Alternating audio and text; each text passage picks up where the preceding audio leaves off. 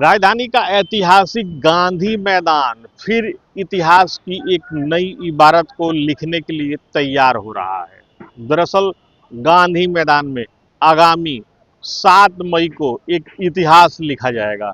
इतिहास वर्तमान मुख्यमंत्री सम्राट चौधरी के मंत्रिमंडल विस्तार को लेकर के है। दरअसल गांधी मैदान कई ऐतिहासिक लम्हों का गवाह रहा है और इसी गांधी मैदान में सम्राट चौधरी के मंत्रिमंडल के विस्तार की ग्रैंड तैयारी हो रही है।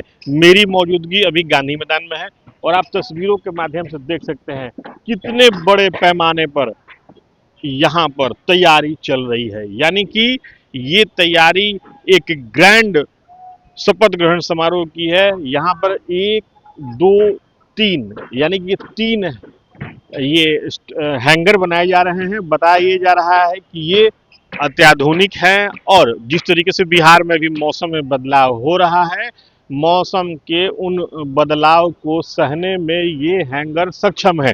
इसके अलावा जो जानकारी निकल करके सामने आ रही है वो ये है कि इस ऐतिहासिक मंत्रिमंडल विस्तार में खुद प्रधानमंत्री नरेंद्र मोदी, गृह मंत्री अमित शाह, बीजेपी के राष्ट्रीय अध्यक्ष नितिन नवीन के अलावा बीजेपी शासित प्रदेशों के सीएम हिस्सा ले सकते हैं। सुरक्षा व्यवस्था की पुख्ता इंतजाम किए जाएंगे और उसके लिए तैयारी भी चल रही है।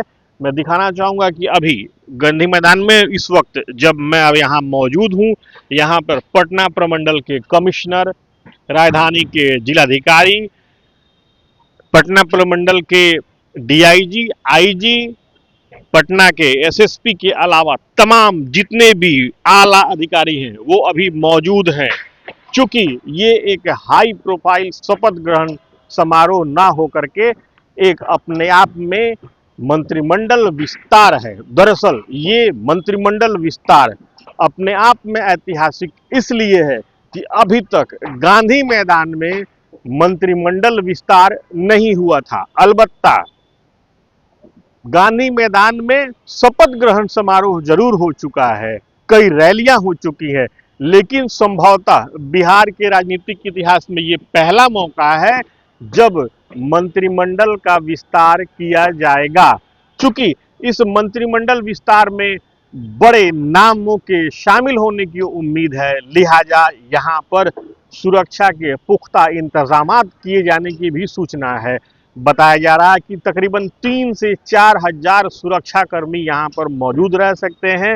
इसके अलावा यहाँ पर तकरीबन 3 लाख लोगों की कैपेसिटी की तैयारी की जा रही है कि अगर इतने लोग आते हैं तो वो यहाँ पर किस तरीके से बैठेंगे, क्योंकि पूरा इंतजाम किया जा रहा है, युद्ध स्तर पे काम चल रहा है।